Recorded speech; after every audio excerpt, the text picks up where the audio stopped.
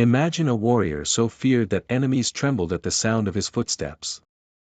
A warrior bound to a code so strict that a single mistake could mean choosing death over dishonor. A warrior trained from childhood to master archery, swordsmanship, horseback riding, poetry, and even the art of dying with dignity. This is the samurai. But their real story, how they rose from provincial fighters to the rulers of Japan, shaped an entire civilization, and then vanished in a single generation, is far more dramatic than legend ever told. The birth of the samurai. The origins of the samurai trace back to the Heian period, 794 to 1185. Japan was officially ruled by an emperor living in Kyoto, but the countryside told a different story. Outside the capital, lawlessness grew. Bandits roamed rural regions. Rival clans fought for dominance. And the imperial court, elegant, artistic, but detached from reality, struggled to control distant provinces. To maintain order, the government turned to bushi, provincial warriors skilled in mounted archery. These warriors defended landowners, collected taxes, and crushed rebellions.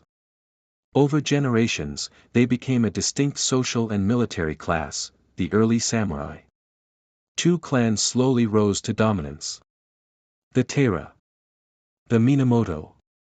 Their rivalry would shape the destiny of Japan. The Genpei War.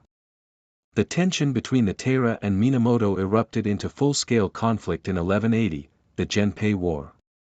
This nationwide civil war lasted 5 brutal years and defined samurai culture forever. The greatest legendary figure of this war was Minamoto no Yoshitsune, a brilliant young commander. He led impossible victories using speed, surprise attacks, and unmatched courage. At Ichinotani, he descended a cliff with his horsemen, stunning the Taira. At Yashima, he charged across shallow waters by moonlight.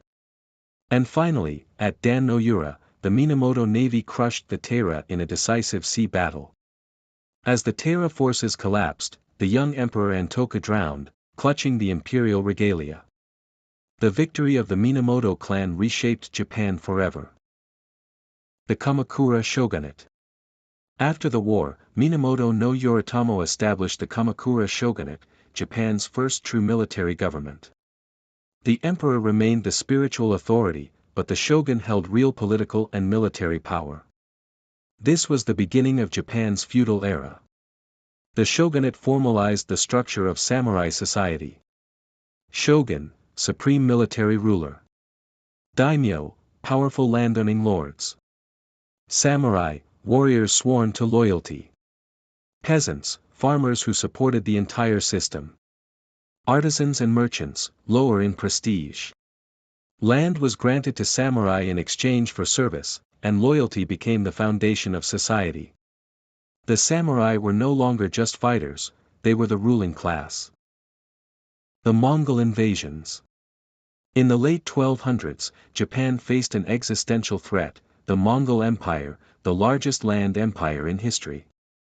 The Mongols invaded Japan twice, in 1274 and 1281, and these battles changed samurai warfare forever. The samurai were used to individual duels and honor-based combat. But the Mongols fought with coordinated infantry, explosive gunpowder bombs, mass volleys of arrows, relentless cavalry charges. The samurai struggled against this new style of warfare. Battles like Hakata Bay were chaotic and brutal. But then came the storms. Massive typhoons destroyed the Mongol fleets. The Japanese believed these were kamikaze, divine winds sent by the gods to save their land. Japan was spared, but the victory created financial strain. Samurai received no new lands as rewards, which sowed the seeds for future instability. The Age of Warring States. By the 1400s, Japan plunged into chaos again. The Sengoku period, the Age of Warring States, lasted over a century. Dozens of daimyo fought endlessly for territory, forming and breaking alliances like a never-ending game of chess written in blood. This era produced the 3 greatest unifiers in Japanese history. 1. Oda Nobunaga. A ruthless, brilliant innovator. He embraced firearms, destroyed old traditions, and crushed anyone who opposed unification. 2. Toyotomi Hideyoshi. Born a peasant, he rose through talent alone to rule Japan. A master organizer, diplomat, and strategist. 3. Tokugawa Ieyasu. Patient, strategic, and calculating. He outlived every rival and built a system designed to last centuries. The Sengoku period transformed samurai warfare, armies grew massive, castles became sophisticated, and the katana rose as the symbol of samurai identity. Bushido, the way of the warrior. Bushido, the way of the warrior, developed over centuries. It was never a single codified law, but a blend of philosophies including Zen Buddhism, Confucian ethics, Shinto spirituality. Bushido emphasized honor, loyalty, courage, self-discipline, honesty, duty to one's lord, acceptance of death. Seppuku, ritual suicide, became the ultimate act of taking responsibility for failure or dishonor. Yet samurai were not only warriors. They were expected to study literature, write poetry, practice calligraphy, master tea ceremony, and cultivate mental discipline through meditation. Their culture valued both the sword and the spirit. The Tokugawa peace.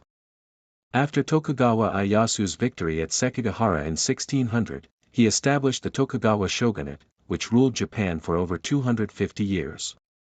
For the first time, Japan experienced long-lasting peace. With war gone, the role of samurai changed dramatically. Many became bureaucrats and administrators. They studied Confucian philosophy. They worked as teachers, officials, and record keepers. They lived on government stipends, not battlefield rewards. Some grew wealthy and comfortable. Others fell into poverty, unable to adjust to the new peaceful society. But they remained respected symbols of loyalty and honor. The fall of the samurai. Everything changed in the 1850s when American black ships arrived, demanding that Japan open to the world. The country split in two. Traditionalists wanted to resist foreign influence. Reformers wanted rapid modernization. This conflict erupted into the Boshin War, 1868 to 1869. Modern rifles and artillery overwhelmed the old samurai armies. The shogunate fell. The emperor was restored to full power in the Meiji Restoration, and Japan transformed at incredible speed. The government abolished the privileges of the samurai. Stipends ended. Swords were banned in public. A modern army replaced them. Social classes were dissolved. The final samurai uprising, the Satsuma Rebellion led by Seigo Takamori in 1877, ended when modern weapons destroyed the last samurai charge at Shiroyama. The age of the samurai was over. The legacy of the samurai. Though the samurai class vanished, their influence lives on. They shaped Japan's ethics, discipline, arts, literature, martial traditions, national identity. Bushido values still echo in Japanese society, from dedication to work to respect for honor and duty.